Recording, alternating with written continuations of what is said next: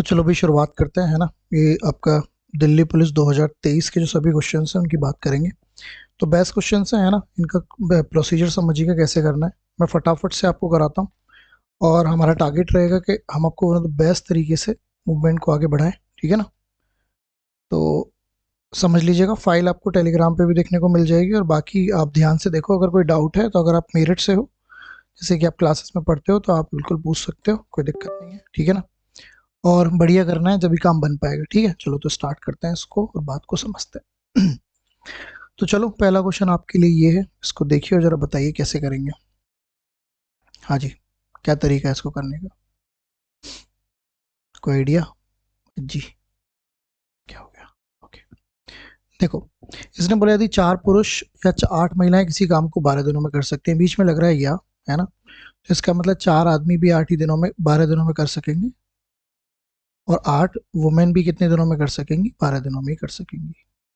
यहाँ से आपको क्लियर हो गया कि अगर दोनों के दिन सेम है तो आपकी जितना काम 4 औरतें करती होंगी उतना ही काम 4 आदमी करते होंगे, उतना ही काम 8 औरतें करती होंगी। 4 से आप इसे कट कर सकते हैं। तो एम अपॉन डब्ल्यू का जो रेशो आ गया वो आपके पास 2/1 आ गया। तो ये आपके पास क्या आ गया? एफिशिएंसी का रेशो आ गया। अब इसने पूछा क्या है? 9 मैन और 6 वुमेन पूछा है। तो आपसे जो पूछा है वो भी क्या पूछा है? 9 मैन और 6 वुमेन कितने दिनों में करेंगे, ये क्वेश्चन है आपका। तो देखिए, पहली कंडीशन ये है, दूसरी कंडीशन ये है और थर्ड आपको निकालनी है। तो आप किन्हीं भी 2 कंडीशन को पकड़ेंगे, जिसमें थर्ड तो आपको पकड़नी पड़ेगी क्योंकि वो तो आपका आंसर है। तो 4 आदमी अगर 12 दिनों में कोई एक काम कर सकते हैं तो आपको निकालना है 9 आदमी और 6 औरतें कितने दिनों में वही काम करेंगे, राइट। ये आपका मुद्दा है। तो आइए जरा अप्लाई करते हैं। तो यहाँ से आप m की वैल्यू 2 डालेंगे और w की वैल्यू 1। m की वैल्यू जब आप 2 डालेंगे तो ये हो जाएगा 8:12 और यहाँ पर जब m की वैल्यू आप 2 डालेंगे तो हो जाएगा 18। ये तो 6 रहेगा ही रहेगा। और कितने दिनों में, ये आपको सॉल्यूशन बनाना है। ये हो गया 8 × 12 और यहाँ पर आपका कितना हो गया? 18 और 6 कितने होते हैं? 24। 24 इंटू डी, 12 से 2 तो कितने दिन लग जाएंगे? 4 दिन लग जाएंगे। तो आपके इस क्वेश्चन का राइट आंसर क्या हो जाएगा? 4 दिन, है ना। तो जिन पे भी स्टार लगा हुआ है ये आपके राइट आंसर है। क्लियर? तो इस तरीके से कर सकते हैं। क्वेश्चन कॉमन है, पेपर का बहुत ही कॉमनली पूछा जाता है, जो आपको समझना है, ठीक है। ओके, इसको ट्राई करते हैं और पढ़िए जरा, बताइए क्या करेंगे आप। सोचिए और बताइए।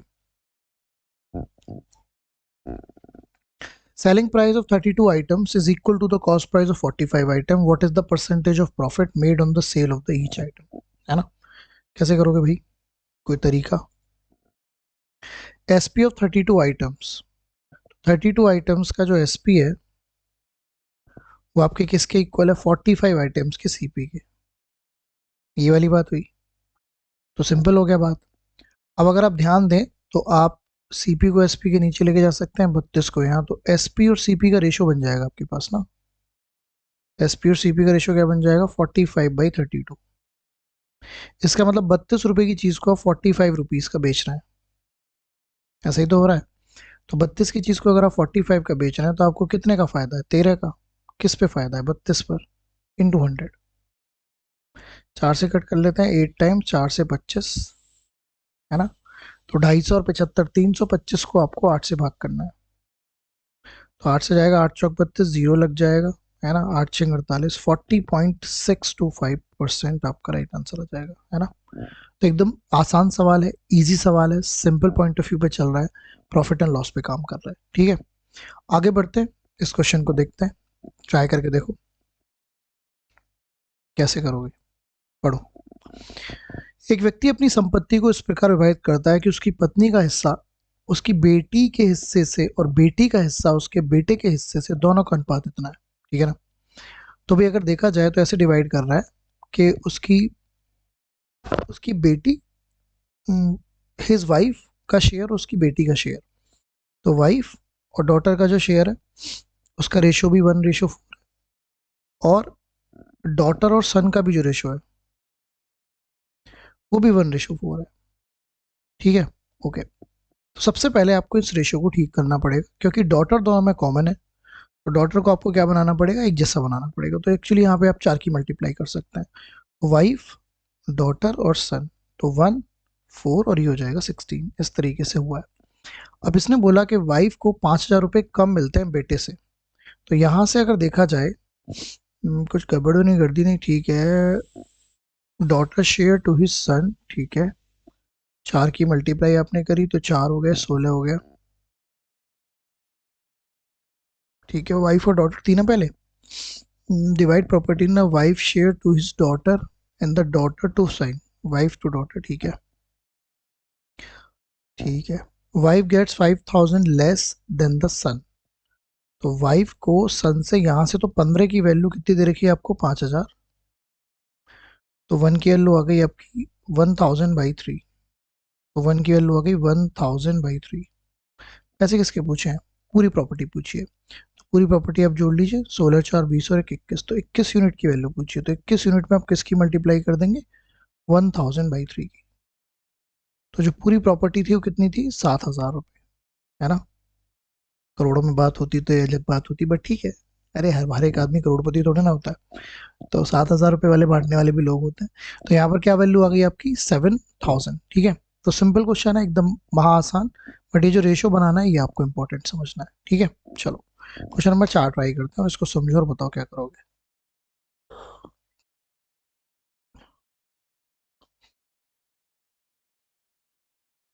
एलसीएम, दो संख्याओं का एलसीएम और एलसीएम एचसीएफ से 12 गुना है। उनमें से एक संख्या 8 है, एचसीएफ और एलसीएम का योग 52 है, तो दूसरी संख्या क्या होगी। देखिए बड़ी इंपॉर्टेंट सी बात है। तो इसने बोला एलसीएम 12 गुना है एचसीएफ से, तो इस बात को आप ऐसे लिख सकते हैं, L is equal to 12H।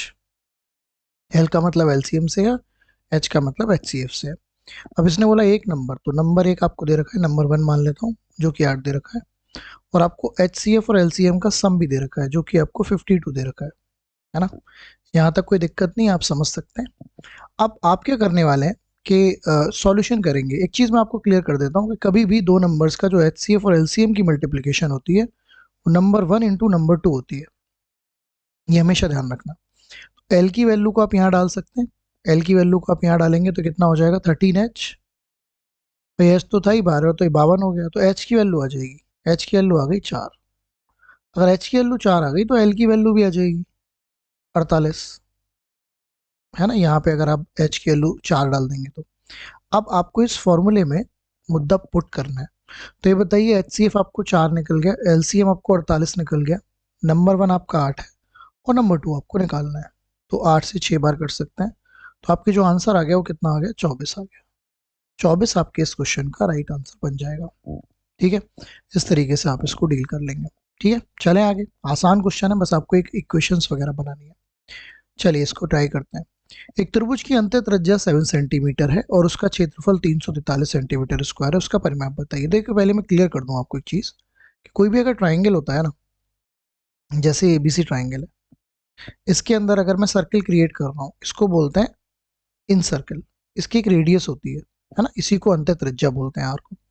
तो जो आर का फॉर्मूला होता है वो होता है डेल्टा अपॉन एस। अभी डेल्टा क्या चीज होती है, डेल्टा होता है area of triangle, area of triangle. और एस क्या होती है, एस होती है सेमी पैरामीटर। सेमी पैरामीटर का मतलब होता है पैरामीटर से आधा। और आर तो आप जानते हैं। अब इस क्वेश्चन में आपको क्या क्या दे रखा है, एक तो आर दे रखी है और एक आपको एरिया दे रखा है। तो आप एस निकाल पाएंगे, 7 से कट कर सकते हैं, 7 × 21, 7×9 = 63, ऐसे ही होगा क्या, नहीं, 7 7 × 4 = 28, सॉरी, 49 टाइम्स। तो एस की वैल्यू 49 आ गई। लेकिन मैं आपको क्लियर कर दूं, जो पैरामीटर होता है ना वो एस का डबल होता है।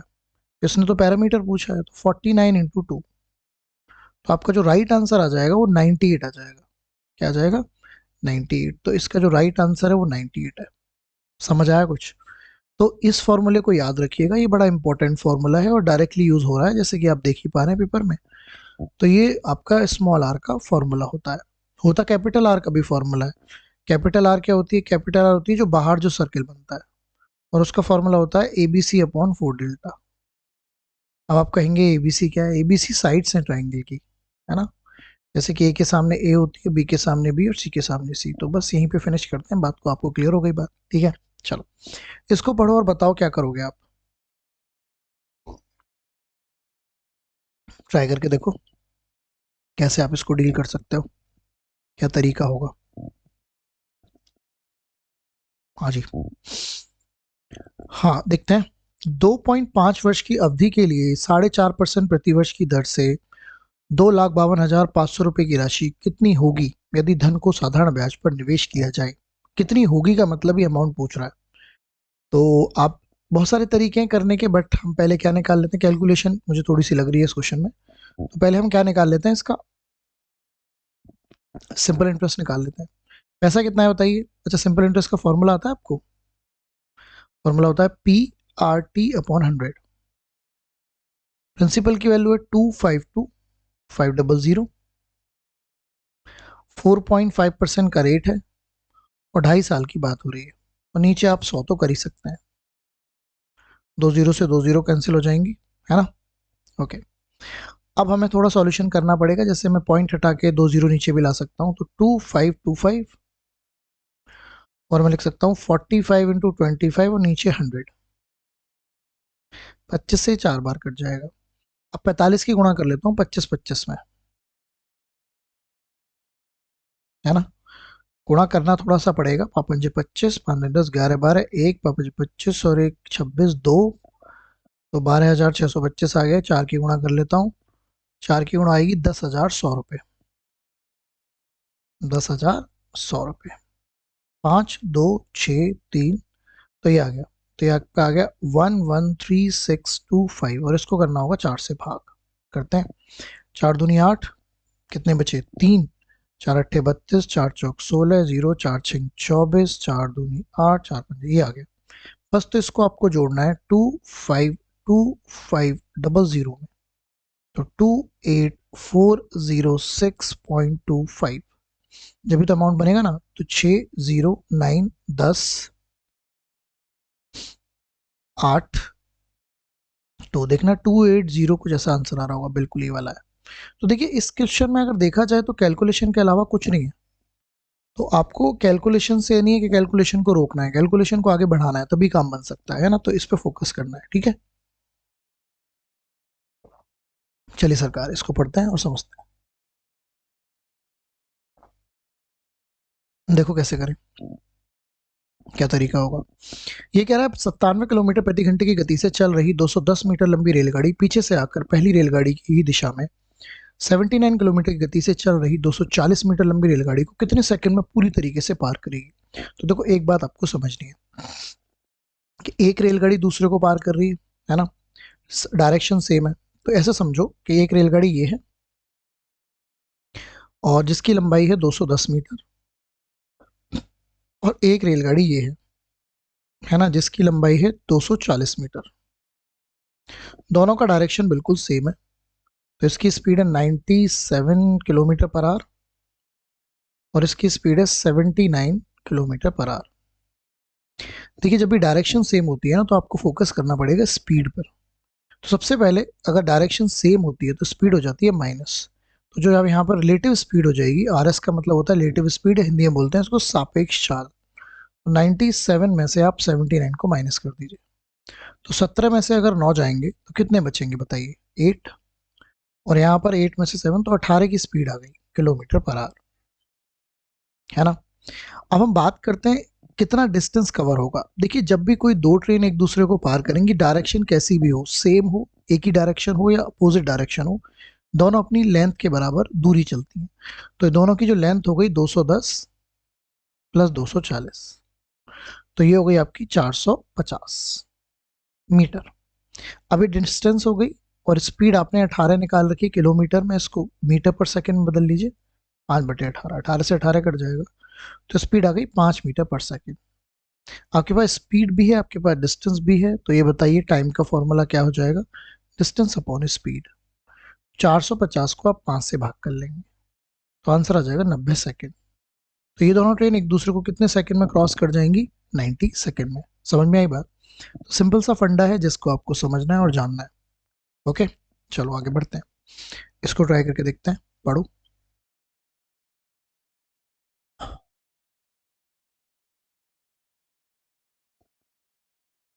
एक पुस्तक का अंकित मूल्य 700 रुपये है, लेकिन खुदरा विक्रेता को 20% की छूट मिलती है। यदि खुदरा विक्रेता पुस्तक को अंकित मूल्य पर बेचता है तो लाभ प्रतिशत ज्ञात करें।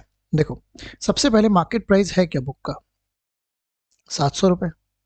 ये समझो मार्केट प्राइस दिल्ली में 700 रुपए का है। कितने रुपए का है? 700 रुपए का। और वो बुक यहाँ मिलती नहीं है मेरठ में, तो आप इसको 700 रुपए से 20% के डिस्काउंट पर लाएंगे।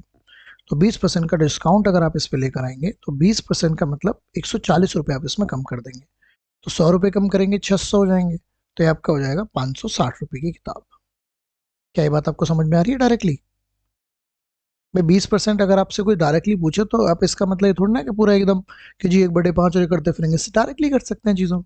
तो 700 का 20% अगर आप देखेंगे तो 140 रुपये होता है, माइनस आपने कर दिया, सीधे आपके पास 560 रुपये हो गए। 560 रुपये की आपकी किताब हो गई। अभी कह रहा है कि उसने उस चीज़ को अंकित मूल्य पर ही बेच दिया, मतलब 560 की चीज़ को फिर से उस दुकानदार ने मेरठ में लाकर 700 रुपये का बेच दिया। तो अब ये तो उसके लिए सीपी हो गया क्योंकि वो खरीद के लाया था, और उसने कितने का बेच दिया? 700 रुपये का। तो आपको बताइए कितने का प्रॉफिट बन गया? 560 का चीज़ अगर 700 की जा रही है तो कितने का प्रॉफिट हो गया? सिंपल हो गया, 140 का ही प्रॉफिट हो गया। किस पर हो गया? 560 पर, और गुणा 100। ठीक है, सॉल्यूशन कर लेते हैं। 0 0 14 चौका 56 होते हैं, 7 से काट लेते हैं, 7 दूनी 14, 7 8 56, ऐसे कर लो अगर कंफ्यूजन होता है तो, और 4 से इसको कट लो। तो बेसिकली इस पूरे प्रक्रिया में वो कितने परसेंट का प्रॉफिट कमा जाएगा? 25% का प्रॉफिट कमा जाएगा। ठीक है, तो ये बात आपको समझनी है। ठीक है, चले आगे। सिंपल क्वेश्चन है, बस एक कॉन्सेप्चुअली वे है जो आपको समझना है।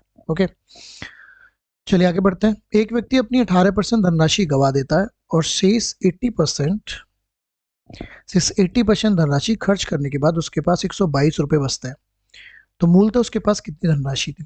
देखो समझो, एक पर्सन को 18% जो है वो लॉस कर देता है, तो अगर वो 18% लॉस करेगा तो उसके पास 82% रह जाएंगे। मामला इतना रह चुका है उसके पास पहले 18% धनराशि गवा देने के बाद। अब ये जो वर्ड यूज हुआ है शेष, ये बड़ा इंपॉर्टेंट है ना। एंड आफ्टर स्पेंडिंग 87% किस में से? बचे हुए में से। तो देखिए ये जो भी बचा हुआ है ना 82/100, ये 100% है। क्योंकि अगर आप कहीं 500 रुपये लेकर निकले और आपकी जेब में से 100 रुपये खर्च हो गए, और अगर आपसे कोई अब 500 रुपये मांगे खर्च होने के बाद, तो आप 500 नहीं दे पाएंगे, आप 400 में से अपना हिसाब बनाएंगे। तो पॉइंट ये हुआ कि यहाँ पे 82% मतलब बच गया, ये 100% है राइट नाउ। अब इसमें से 87% उसने बचे हुए में से खर्च कर दिया, तो उसके पास फिर 13% बचेगा। तो जब भी बचा हुआ वर्ड यूज होता है तो आप 100 में से माइनस करते हैं। इसका दूसरा तरीका भी आप समझ सकते हैं, आप ऐसे भी कर सकते हैं 100 माइनस 18/100 ऐसे करके, और यहाँ पर भी आप 100 माइनस 87/100। किताबों में ऐसे लिखा होता है, लेकिन आप अंडरस्टैंडिंग बनाएंगे तो क्लैरिटी है। और इसकी जो वैल्यू मिल गई वो आपको 122 रुपये मिल गई। तो अब हमको बस क्या करना है ना, अब हम इनको ऊपर वाले को हमें सॉल्यूशन बनाना है। तो आइए बना लेते हैं। तो 13 से कट कर लेते हैं, या फिर हम 2 से कट कर लेते हैं। 2 चौका 8, 2 एकम 2, 2 पंजे 10, है ना। और कुछ हो पाएगा क्या? पॉइंट्स में वैल्यू आ रही है तो करना ही पड़ेगा, फिर तो कोई इलाज नहीं है भैया। 122 गुणा 5000, और नीचे आपका आएगा 41 गुणा 13, है ना। ऐसा कुछ हो जाएगा। और कुछ कर सकते हैं? नहीं, और कुछ नहीं कर सकते, तो मल्टीप्लिकेशन करनी पड़ेगी। 3 0 हो गई, 5 दूनी 10, 5 दूनी 10 और 11, 5 और 1 5 और 1 6, और 41 और 13 की गुणा कर लेते हैं। डायरेक्टली भी कर सकते हैं, 13 एकम 13, 13 चौका 52 और 53। तो मुझे 614 टाइम्स 0 को डिवाइड करना है 533 से, एक ही बार जाएगा। तो ये 7 आ गया, ये भी 7 आ गया, और यहाँ पर आपका ये 7 7 आ गया 0, एक ही बार फिर जाएगा। तो ये 5333। तो अच्छा, या तो ये आंसर हो सकता है, ये हो सकता है। तो माइनस कर लेते हैं। ये आपका 7 आ गया, और ये 3 आ गया, और ये आपका 2 आ गया, फिर 0 लग जाएगा। अब जाएगा 4 टाइम्स। ठीक है, 4 तिया 12, 4 तिया 12 13, 4 पंजे 20 और 1 21, 8 आ गया, 3 आ गया, और 2 आ गया, फिर 0 आ गया, फिर से 4 बार जाएगा। तो ये आंसर है ना। तो आपको काफ़ी नियर बाई करना होगा, काफ़ी नियर बाई समझना होगा, तभी काम बन सकता है। अब अगर आप इस कैलकुलेशन से बच रहे हैं तो भैया फिर तो मुश्किल है, फिर तो बड़ी मुश्किलात का सामना हो जाएगा। तो ऐसी मुश्किलात के सामने को ना करें, अच्छे से समझें। ठीक है, चलो आगे बढ़ते हैं, अगला क्वेश्चन लेकर आते हैं। क्वेश्चन नंबर 10, 8,000 रुपए की राशि पर चक्रवृद्धि ब्याज 18 महीने में 1261 हो जाता है। यदि ब्याज अर्धवार्षिक रूप से संयोजित होती हो तो ब्याज दर ज्ञात करें। पैसे कितने थे बताओ? 8,000। और सीआई कितना दे रखा है बताओ? 1261। ओके। और टाइम कितना दे रखा है? 18 महीने। लेकिन एक मजेदार चीज आपको बताता हूँ, इसमें एक चीज बोली गई है कि ब्याज कैसे होता है? अर्धवार्षिक होता है, हाफ ईयरली। देखिए जब भी हाफ ईयरली वगैरह की बात होती है, प्रिंसिपल की सेहत पे कोई फर्क नहीं पड़ेगा, है ना। सीआई जो है सो है 1261। लेकिन जो टाइम है, हाफ ईयरली का मतलब होता है 6 महीने। तो ये बताइए 18 महीने में 6 महीने कितनी बार आएंगे? 3 बार। तो टाइम हो जाएगा आपका 3। ठीक है। और रेट जो रहेगा वो भी देखेंगे। ठीक है। अब आपको इसके हिसाब से मुद्दे को अप्लाई करना है। तो क्वेश्चन अब यहां से शुरू होगा कि 8,000 रुपए के 1261 आपको क्या मिला? सीआई मिला। टाइम चल रहा है 3, तो आपको रेट बताना है। तो हम यहाँ पे यूज करेंगे लमसम मेथड।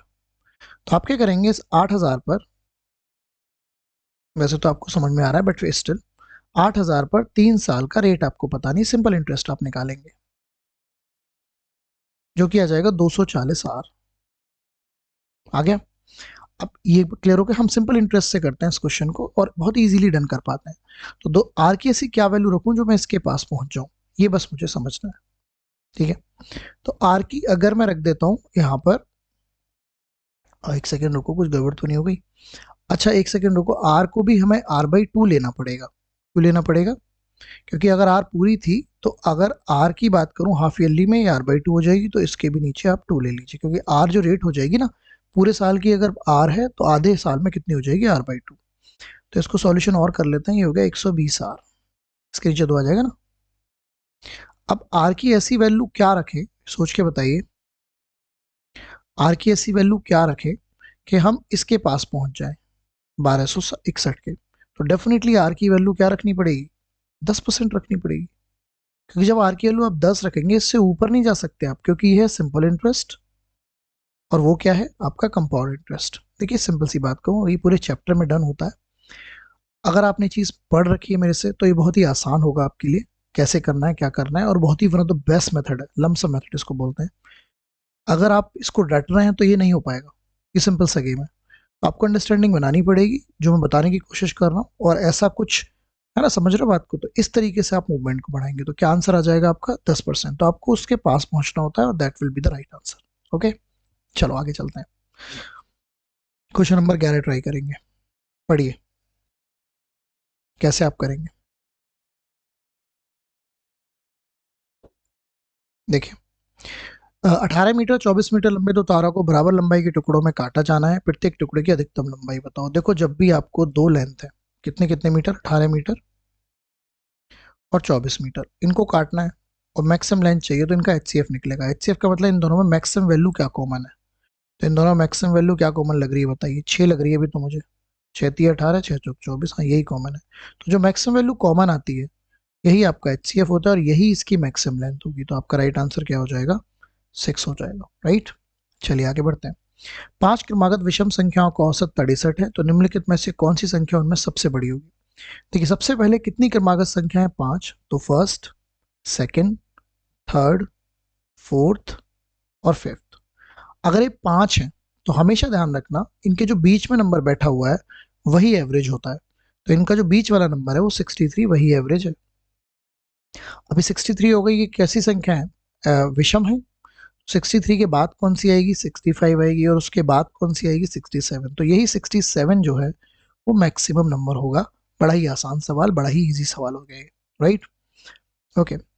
वह बड़ी सबसे बड़ी संख्या ज्ञात कीजिए जो 90, 180 और 240 से पूर्णतः विभाजित करती हो। तो एक बताइए आपको किससे विभाजित करने वाली नंबर चाहिए? जो 90 नहीं, 90 इनको करती हो, सॉरी। तो आपको ऐसा नंबर चाहिए, समझिएगा, ग्रेटेस्ट नंबर चाहिए जो इनको डिवाइड करता हो। किन किन को डिवाइड करता हो? 90, 180 और 240। अगर इनको डिवाइड करने वाला नंबर चाहिए तो डेफिनेटली HCF चाहिए आपको, क्योंकि इनको जो डिवाइड करेगा वो HCF होगा। HCF होता क्या है मैं आपको क्लियर कर देता हूँ। बड़ी से बड़ी वैल्यू जो नंबर्स में कॉमन हो, बड़ी से बड़ी वैल्यू जो नंबर्स में क्या हो, कॉमन। ध्यान से सुनिएगा, बड़ी से बड़ी वैल्यू जो नंबर्स में कॉमन हो। तो आप इनमें देखिए, अगर आपको जो भी समझ में आ रहा है, अभी अभी जैसे मेरे को क्या समझ में आ रहा है, मेरे को 10 समझ में आ रहा है तो मैं 10 कॉमन ले लेता हूँ, तो 9 आ गया, 18 आ गया, 24 आ गया। अब मेरे को 3 समझ में आ रहा है तो 30 हो गया बाहर, ये 3 हो गया, ये 6 हो गया और ये 8 हो गया। लेकिन कॉमन सभी में होना चाहिए। अब कुछ कॉमन दिख रहा है आपको अंदर 3, 6 और 8 में? नहीं ना। तो ये जो बाहर कॉमन वैल्यू निकली है यही आपका HCF होगा, ठीक है ना। और यही वो मैक्सिमम नंबर होगा जो इनको क्या करेगा, हर एक को कंप्लीटली डिवाइड करेगा। जैसे अगर आप 90 को 30 से डिवाइड करें तो प्रॉपरली हो जाएगा, 180 को भी, और इस तरीके से। तो ये आसान है, बट आपको ये समझना है कि इसमें निकालना क्या है। अगर इनको डिवाइड करने वाला आपको चाहिए, इनको डिवाइड करने वाला, तो डेफिनेटली आपको यहाँ पे क्या निकालना पड़ेगा, यहाँ पे आपको HCF कैलकुलेट करना पड़ेगा, ठीक है। चलिए इसको पढ़ते हैं। एक समकोण त्रिभुज का आधार 60% बढ़ा दिया गया, क्षेत्रफल समान बनाए रखने के लिए उसकी ऊंचाई कितनी कम करनी होगी। देखिए कोई भी जो समकोण त्रिभुज होता है, राइट एंगल ट्राइंगल, उसका जो एरिया होता है, अगर मैं इसको बेस बोलता हूँ और इसको मैं हाइट बोलता हूँ, तो इसका जो एरिया होता है, इसका जो एरिया होता है हाफ बेस इंटू हाइट। अब इसने बोला कि मैंने इसका बेस को 60% बढ़ा दिया, है ना। देखिए जब भी परसेंटेज में बढ़ने घटने की बात होती है तो 1/2 का कोई लेना देना नहीं होता। अभी कह रहा है कि मेरे को अगर एरिया सेम रखना है तो मेरे को हाइट को कितना कम करना होगा, ये क्वेश्चन है, ठीक है ना। अब देखिएगा, तो बेस को आपने 60% बढ़ाया। 60% का मतलब आप ये कह सकते हैं कि 100 से आपने चीज कहाँ लेके गए, चले गए बेस को 160 पर। अब अगर आप 160 से वापस 100 पर आ जाएं तो वो बात फिर हाइट की ही होगी, है ना। 160 से वापस आपको 100 पर आना है, तो कितने का डिफरेंस है, 60 का। आ कहाँ से रहे हैं, 160 से, और इंटू 100 आप जानते हैं हम क्यों करते हैं, ठीक है। सॉल्यूशन कर सकते हैं, तो ये आप काट सकते हैं, 4 से कट कर सकते हैं, 2 से 2, 2 से 5, तो 75/2, और 75/2 का मतलब क्या होगा, 37.5%। तो आपका ये आपका राइट आंसर बन जाएगा, ठीक है। तो इस तरीके से आप इसको डील कर लेंगे, ओके। चलिए तो आगे बढ़ते हैं, आगे चलते हैं, इसको समझते हैं।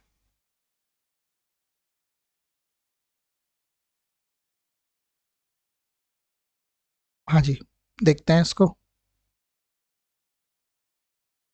इसको पढ़ो।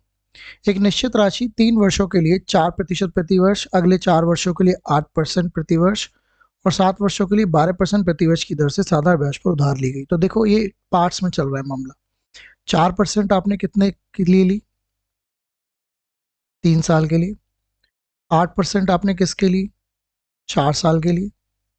और 12% आपने किसके लिए, 7 साल के लिए, ठीक है। ठीक है, ठीक है, तो 11 साल हो गए ना, 4 और 3 कितने हो गए, 7। अच्छा एक सेकेंड रुको, बियॉन्ड 7 ईयर है ये भाई, सुनो। तो ये 7 साल नहीं आएगा, 4 और 3 7 साल हो गए। तो 7 साल के ऊपर, और मामला चल रहा है पूरे 11 साल का, तो 7 साल से ऊपर 11 साल बनने के लिए कितने साल हो गए, 4 साल। तो ये 4 साल चलेगा लास्ट वाला। और टोटल जो ऐसा ही आपको दे रखा है वो दे रखा है 27,600। तो इसको हम ईयर ब्रेकेज कॉन्सेप्ट बोलते हैं, राइट। तो ये आपका 12% हो गया यहाँ पे, ये आपका 32% हो गया, और ये आपका 48% हो गया। इनको आप एडअप कर सकते हैं, तो 48 और 12 को अगर मैं जोड़ूंगा 60 हो जाएगा, और ये आपका हो जाएगा 60 और 32 आपका 92%। तो 92% की वैल्यू आपको 276,000 देखने को मिलेगी। तो 92/100 कर सकते हैं, और ये आपका 276,000। तो मुझे लगता है 3 बार, हाँ 3 बार ये प्रॉपर प्रॉपर कट जाएगा, 300। तो 1 की वैल्यू आ जाएगी 30,000, और ये जो वैल्यू है ये प्रिंसिपल की वैल्यू है ये। तो आपका जो प्रिंसिपल रहा होगा वो कितने रुपए रहा होगा, 30,000, है ना। इस तरीके से आप इसको डील कर लेंगे। लॉजिक समझ में आया, कोई दिक्कत तो नहीं, तो ये मुद्दा रहेगा। चलिए इसको ट्राई करते हैं। इसने बोला 66,550 की राशि ऋण पर ली गई, यदि 2 बराबर किश्तों में चुकानी है, यदि ब्याज 20% वार्षिक चक्रवृद्धि हो तो प्रत्येक किश्त का मूल्य कितना होगा। देखिए मैं आपको क्लियर करता हूँ। जब भी क्वेश्चन होता है, आपको इतने आपने लोन लिया, 2 इंस्टॉलमेंट आपको देनी है, 20% का रेट है, तो कैसे करते हैं। सबसे पहले इस रेट को पकड़ लीजिए, 20% का मतलब क्या होता है, 1/5, ठीक है। तो आप क्या करेंगे, 5 to 6 जाएंगे, क्लियर। अब यहाँ पर आप, इसका मतलब ये होता है कि 5 रुपए के 5 से 6 चले गए आप, यहाँ पर आप 6 ही रखेंगे और यहाँ पर आप 5 और 6 11 ले आएंगे। ये तरीका है करने का 2 साल की किस्तों का सॉल्यूशन करने का। 5 to 6 गए आप, यहाँ पर आप 6 ही रखेंगे क्योंकि ये किस्तें हैं, और यहाँ पर आप 6 और 5 11। अब इनकी मल्टीप्लिकेशन कर दीजिए, तो ये आ गया 55 और ये आ गया 36। तो ये वो मनी है जो आपने बोरो करा था और ये वो इंस्टॉलमेंट है जिसकी हम बात कर रहे हैं, ठीक है। अब मनी आपने कितना बोरो करा था, तो 55 की जो वैल्यू है वो आपके पास कितनी है, 66550। 11 से कट कर सकते हैं 5 टाइम्स, 11 से 6050, 5 से इसको कट कर सकते हैं, ठीक है। 1210। तो आपको 36 की वैल्यू बतानी है, 36 इंटू 1210 इसका आंसर आएगा। तो 121 में आप 36 की गुणा कर लीजिए, ऐसे कर सकते हैं।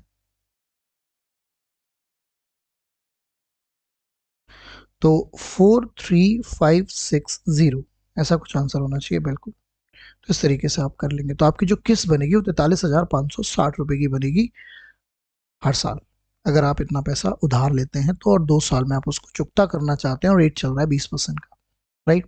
तो ये जो तरीका आपने अभी सीखा कि 5 से 6 और 11 से 6, इसको आप समझिए, बच्चा अच्छे से कर पाएंगे, बढ़िया से समझ पाएंगे। ओके, चलिए क्वेश्चन नंबर 17 ट्राई करिए।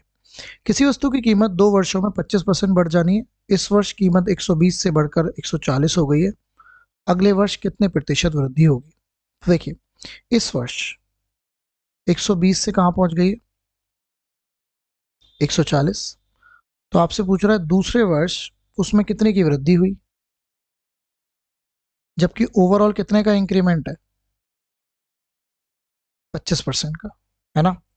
तो बात को समझते हैं, 120 से अगर 140 हुई है तो 20 बढ़ी है, कहां से बढ़ी है, 120 से। तो आप इसको सॉल्यूशन बना सकते हैं 1/6।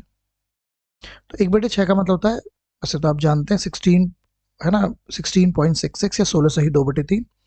तो क्वेश्चन कुछ ऐसा हो गया कि पहली बार चीज बढ़ी 16 सही 2/3, तो दूसरी बार कितनी बढ़नी चाहिए कि वो ओवरऑल जो इफेक्ट पड़े वो 25% का पड़े, ठीक है। तो इसको करने का तरीका क्या है, देखिएगा, सिंपल सी बात है कि पहले केस में और दूसरे केस में, पहले केस में चीज 6 से 7 हुई होगी, दूसरा केस आपको नहीं पता, तो आप इसे मान लो ए से क्या हुई होगी, बी हुई होगी, और जो फाइनल केस है 25% का मतलब होता है 1/4, 4 से चीज क्या हो गई होगी, 5।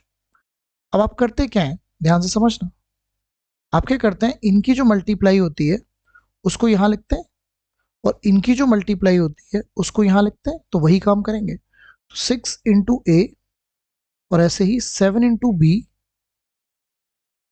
इसको आप यहां लिखेंगे और इसको आप यहां लिखेंगे। अब इनका सॉल्यूशन क्रिएट कर देंगे। तो बेसिकली ए और बी की वैल्यू आपको निकालनी है। तो 2 से 3 टाइम्स, 2 से 2 टाइम्स आप कर सकते हैं। तो ए अपॉन बी की वैल्यू क्या आ गई बताइए, 14/15। इसका मतलब ये हुआ कि 14 से चीज 15 पहुंची है, कितनी बढ़ गई है, 1।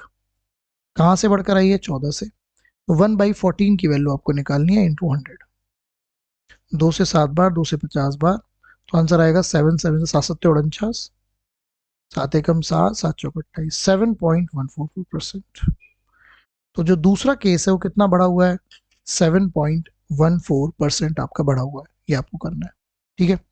तो अच्छा क्वेश्चन है जिसमें आपके 2 पार्ट्स में क्वेश्चन चल रहा है, इसको आपको जानना है, इसको आपको समझना है। ओके, डन है।